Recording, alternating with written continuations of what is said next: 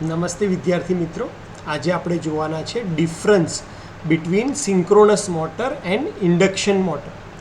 તમને ખ્યાલ છે કે આપણે આ બંને ટૉપિક ભણી ચૂક્યા છે, પણ જ્યારે એક્ઝામમાં પૂછાય કે બે વચ્ચેનો ડિફરન્સ તમે મેન્શન કરો ત્યારે તમારે પોઈન્ટ વાઇઝ બંને વચ્ચેનો ડિફરન્સ દેખાડવો પડે. આપણને પહેલો ડિફરન્સ તો એમની નામ પરથી જ ખ્યાલ આવે છે કે એક ઇન્ડક્શન મોટર જે છે એ સિંક્રોનસ કરતાં ઓછી સ્પીડ ઉપર ફરે છે અને સિંક્રોનસ મોટર છે એ કન્ટિન્યુઅસ એક જ સ્પીડ એટલે કે સિંક્રોનસ સ્પીડ ઉપર જ ફરે છે. તો ચલો એક એક કરી અને આપણે બંનેના ટોપિક પોઈન્ટ જે છે એ ડિસ્કસ કરીએ અને બંને વચ્ચેનો ડિફરન્સ એક્ઝામમાં પૂછાય તો કયા પોઈન્ટ વાઇઝ લખવાનો એ આપણે જોઈ લઈએ. સૌથી પહેલું છે કન્સ્ટ્રક્શન. તો સિંક્રોનસ મોટરનું કન્સ્ટ્રક્શન જે છે એ કોમ્પ્લિકેટેડ છે. કેમ? કારણ કે એમાં તમારે મિકેનિકલ સપ્લાય આપવાનો છે, રોટરની અંદર ડીસી સપ્લાય આપવાનો છે, એટલા માટે તમારે એમાં સ્લીપ રિંગ યુઝ કરવી પડશે અને એના લીધે સિંક્રોનસ મોટર જે છે એનું કન્સ્ટ્રક્શન થોડુંક કોમ્પ્લિકેટેડ છે. એની કમ્પેરિઝનમાં ઇન્ડક્શન મોટરનું જે કન્સ્ટ્રક્શન છે એ સિમ્પલ છે, કારણ કે એમાં તમારે ઇન્ડક્શન મોટરની અંદર એસી સપ્લાય આપવાનો છે અને તમને રોટેશન મળી જાય છે રોટેટિંગ મેગ્નેટિક ફિલ્ડને લીધે. બીજું છે સેલ્ફ સ્ટાર્ટિંગ. તો સિંક્રોનસ મોટર એ પોતે સેલ્ફ સ્ટાર્ટિંગ મોટર નથી, આપણે એને સેલ્ફ સ્ટાર્ટિંગ બનાવવી પડે છે. જ્યારે ઇન્ડક્શન મોટર એ સેલ્ફ સ્ટાર્ટિંગ ડિવાઇસ છે, કારણ કે આપણે એમાં રોટેટિંગ મેગ્નેટિક ફિલ્ડ આપણને મળી જાય છે. ત્રીજી વાત કરીએ કોસ્ટ. તો આની અંદર આપણે DC supply, AC supply, mechanical energy બધું યુઝ કરવાને લીધે અને કન્સ્ટ્રક્શન કોમ્પ્લિકેટેડ હોવાને લીધે એની કોસ્ટ હાઈ છે. જ્યારે ઇન્ડક્શન મોટરની જે કોસ્ટ છે એ લેસ એટલે કે ઓછી છે.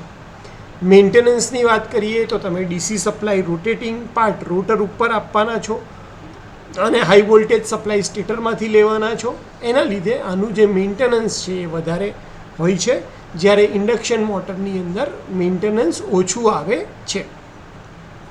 ત્યારબાદ વાત કરીએ required separate DC source for excitation of rotor. તો રોટરને એક્સાઇટ કરવા માટે સિંક્રોનસ મોટરમાં તમારે સેપરેટલી ડીસી સપ્લાયની જરૂર પડે છે અને તો જ મોટર તમારી સિંક્રોનસ સ્પીડ ઉપર ફરશે. જ્યારે ઇન્ડક્શન મોટરમાં એવા કોઈ સેપરેટ સોર્સની જરૂર હોતી નથી. સ્પીડની વાત કરીએ તો સિંક્રોનસ મોટર હંમેશા સિંક્રોનસ સ્પીડ એટલે કે NS = 120 fs/p, જ્યાં fs એટલે ફ્રીક્વન્સી અને p એટલે પોલ, આ સ્પીડ ઉપર જ ફરે છે. જ્યારે ઇન્ડક્શન મોટર હંમેશા સિંક્રોનસ મોટર કરતાં ઓછી સ્પીડ ઉપર ફરે છે. જો તમે કોઈ પણ રીતે એને સિંક્રોનસ સ્પીડ ઉપર ફરાવવા ટ્રાય કરો છો તો ઇન્ડક્શન મોટર બંધ થઈ જશે. સાતમા ડિફરન્સની વાત કરીએ speed variation with load. Synchronous મોટરની સ્પીડ કોન્સ્ટન્ટ છે એટલે કે કોઈ પણ લોડ હોય એની સ્પીડમાં ફરક પડવાનો નથી. જ્યારે ઇન્ડક્શન મોટરની અંદર જેમ જેમ તમે લોડ વધારતા જશો એમ એની સ્પીડમાં ઘટાડો થતો જશે. આઠમા પોઈન્ટની વાત કરીએ કે સ્પીડ કંટ્રોલ એટલે કે સિંક્રોનસ મોટરની અંદર તમારાથી સ્પીડ કંટ્રોલ પોસિબલ નથી.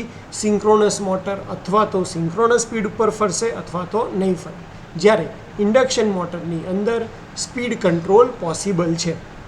પાવર ફેક્ટર કંટ્રોલની વાત કરીએ તો સિંક્રોનસ મોટરની અંદર તમે 3 પાવર ફેક્ટર ઉપર એને ફેરવી શકો છો, એટલે કે લેગિંગ લોડ ઉપર, યુનિટી પાવર ફેક્ટર અને લીડિંગ પાવર ફેક્ટર ઉપર તમે પાવર ફેક્ટર કંટ્રોલ કરી શકો છો સિંક્રોનસ મોટરની મદદથી, જ્યારે ઇન્ડક્શન મોટરની મદદથી એ પોસિબલ નથી.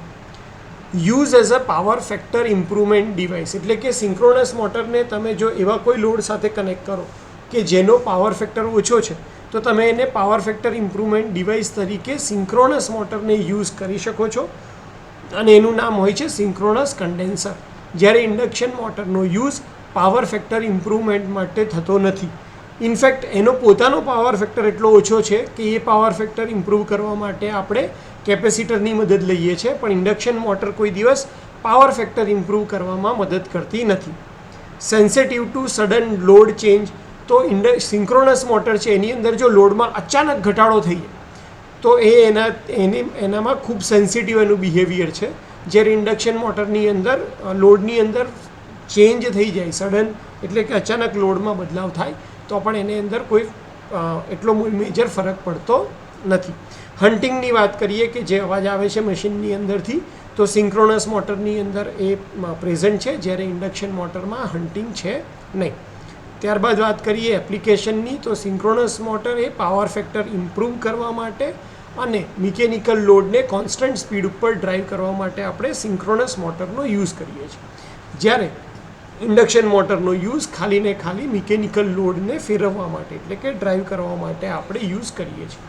તો હોપ કે તમને 13 જે ડિફરન્સ છે ઇન્ડક્શન મોટર અને સિંક્રોનસ મોટર વચ્ચે એ ખ્યાલ આવી ગયા હશે. વિડીયો જોવા માટે થેન્ક યુ સો મચ.